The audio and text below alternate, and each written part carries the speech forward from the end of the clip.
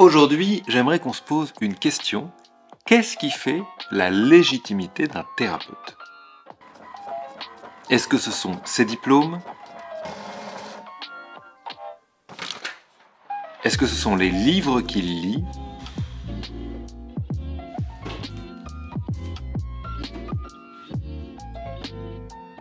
Son nombre de followers sur Internet?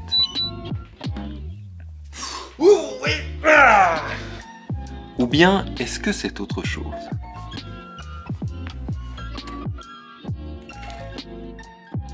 Lorsqu'on s'intéresse à l'histoire de la médecine en France, et plus particulièrement à l'histoire de l'hypnose, on se rend compte de l'importance de la suggestion.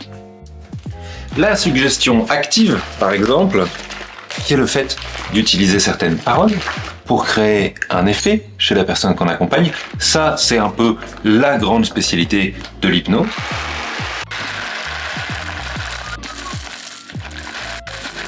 Je sais jamais jusqu'où il faut en mettre. Mais également la suggestion passive, qui est ce qui est suggéré naturellement sans même être soutenu par le simple fait qu'on se rencontre, par le simple fait que vous ayez une image de moi, une image de ce qui est en train de se passer, une projection de ce qui est en train de se passer. Et contrairement à ce que vous pouvez penser... Attendez, je finis.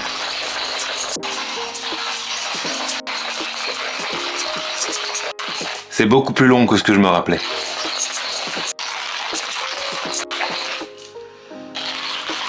Et contrairement à ce que vous pouvez imaginer peut-être, cette suggestibilité, cette suggestion, elle compte même par rapport à la médecine classique. C'est ce qu'on appelle le fameux effet placebo et le fameux effet nocebo qu'on connaît un peu moins.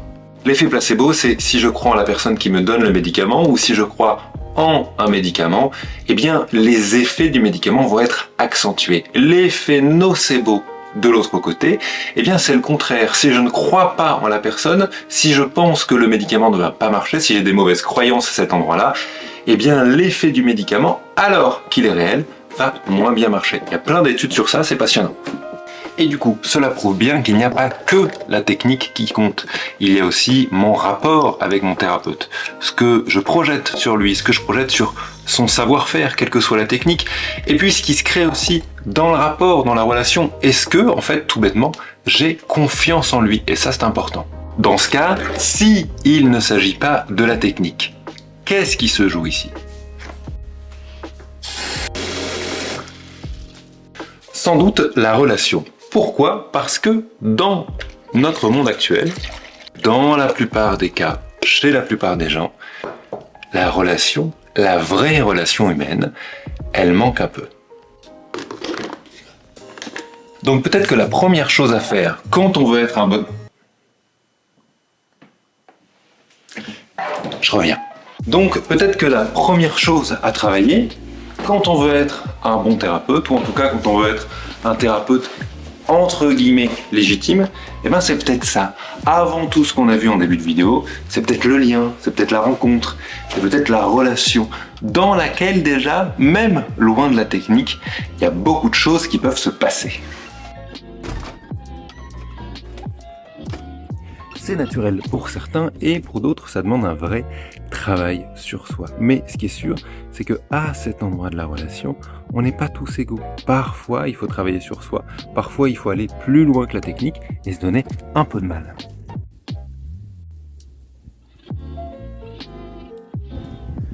Je vous propose d'ailleurs une croyance. Et si la technique, qu'elle soit étudiée, qu'elle soit reconnue, on s'en fichait un peu. Si, et je sais que ça va pas plaire à tout le monde, je vous attends dans les commentaires, je suis très impatient de vous lire. Si on partait du principe que la technique, c'était qu'une excuse pour que le thérapeute et que le client se rencontrent. Rien que ça. En vérité, peut-être qu'on se fout du fait que la technique soit étudiée, peut-être qu'on se fout du fait qu'elle soit reconnue, peut-être que ce qui compte, c'est juste de se rencontrer et de discuter ensemble de cette rencontre.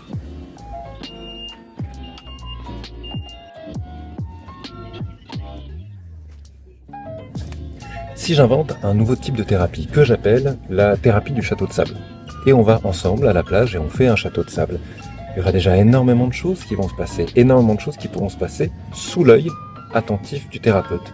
Et c'est peut-être ça le plus important, peu importe la technique. Merci beaucoup. Bonne journée. Devant le regard du thérapeute, il y a plein de choses qui sont en train de se jouer. Il y a votre peur d'être jugé, il y a le fait d'avoir de la honte, il y a le fait de vouloir faire du beau par exemple, et du coup de prendre son temps, voire même d'avoir tellement envie de faire du beau que vous n'arrivez pas à faire votre château de sable. Tout ça, c'est des choses à regarder. Et là, il y a évidemment plein de choses qui peuvent être vécues. Qu'est-ce que ça fait de dire, par exemple, à quelqu'un qu'on a honte de sa création et de pas se sentir jugé? Qu'est-ce que ça fait, par exemple, que d'un seul coup la honte soit normale, que le fait d'avoir envie de jeter son œuvre soit normal, que toutes ces choses-là soient acceptées dans toute leur complexité? Évidemment, c'est hautement thérapeutique. Et on est toujours en train de parler de la thérapie du château de sable. Mais alors, il reste une question. Si on peut se servir de tout, est-ce que tout faire reste acceptable? Je ne suis pas persuadé de ça. Et oui, parce que si on comprend que ça peut être intéressant de tout faire vivre à notre client, que partout, n'importe où, avec n'importe quelle technique, il y a des choses à vivre d'intéressant, eh ben c'est le début des dérives, justement. C'est le début de l'endroit où on peut ne plus se poser de questions et juste se dire tout, même la chose la plus traumatique, peut être intéressant à vivre. Et c'est là justement que commence une problématique avec les médecines alternatives, c'est que si tout est bon à vivre, si ce qui compte c'est la relation, alors on peut s'appuyer sur à peu près n'importe quoi. Et ça, c'est un problème. Et d'ailleurs, c'est là que peut rentrer en compte, d'une manière assez intelligente, le fait d'être supervisé, justement. Parce que oui, ce qui compte, c'est la relation.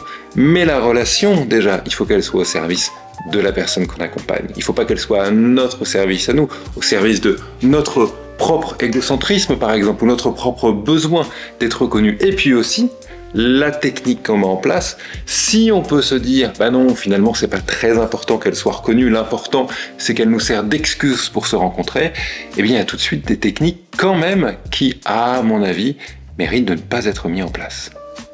Mais il faut quand même dire quelque chose, c'est que justement quand on parle de supervision, en réalité de quoi on est en train de parler? De la meilleure arme anti-syndrome de l'imposteur. Parce que ça, tous les thérapeutes qui se lancent le ressentent et c'est normal.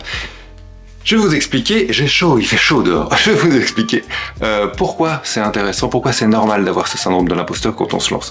Parce que la plupart des écoles par lesquelles les thérapeutes de demain vont passer, alors effectivement il y a ceux qui passent par l'université, et c'est très bien, qui vont passer par des endroits qui sont très reconnus, qui vont devenir médecins, peut-être même psychothérapeutes, pourquoi pas, mais il y a aussi toutes les autres personnes qui vont passer par des centres privés pour apprendre différentes techniques et pour devenir thérapeute ou accompagnant avec ces techniques-là. Mais ces écoles-là, elles ont des formations qui sont très courtes pour la plupart.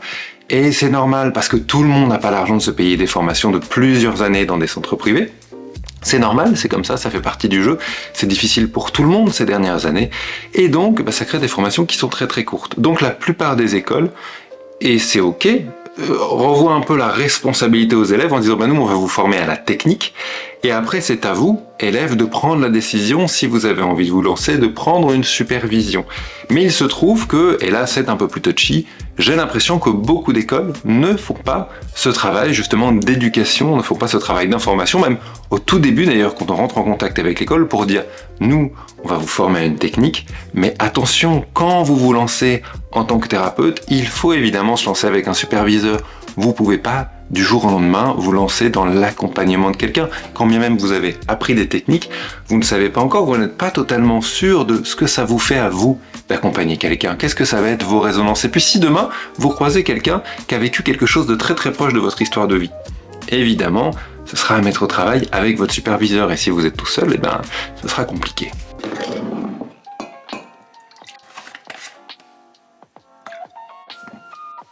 Et puis, je tenais à vous dire également que je lance une école d'hypnose en partenariat avec Live Mentor. Live Mentor, pour ceux qui ne connaissent pas, c'est une société qui est spécialisée dans la pédagogie en ligne depuis plus de 10 ans. Et donc, on s'est associés ensemble pour pouvoir créer en ligne, justement, une approche de l'hypnose que beaucoup de personnes puissent utiliser, que ce soit pour utiliser l'hypnose en tant qu'hypnothérapeute ou alors pour intégrer l'hypnose à l'approche qu'ils ont déjà en place. Le principe, c'est qu'il va y avoir beaucoup de choses en ligne, beaucoup de choses en live, certaines en présentiel également. Et puis surtout, il y a un énorme accent qui est mis sur le relationnel, sur justement le lien dont on a parlé aujourd'hui. C'est-à-dire que oui, on va apprendre à faire de l'hypnose, mais on va surtout apprendre à garder le lien, à créer du lien, à pas faire de l'hypnose à tous les coups, mais surtout faire en sorte que notre lien déjà avec la personne soit hautement thérapeutique. Et pour ceux qui connaissent un peu, c'est parce que je m'intéresse depuis plusieurs années et je me forme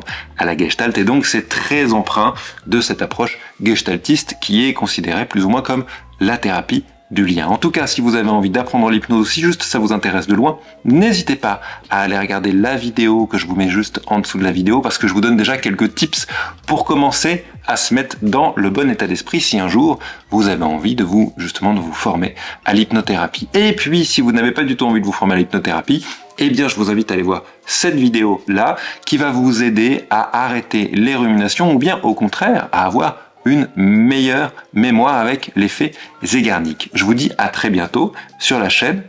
Bon café à vous.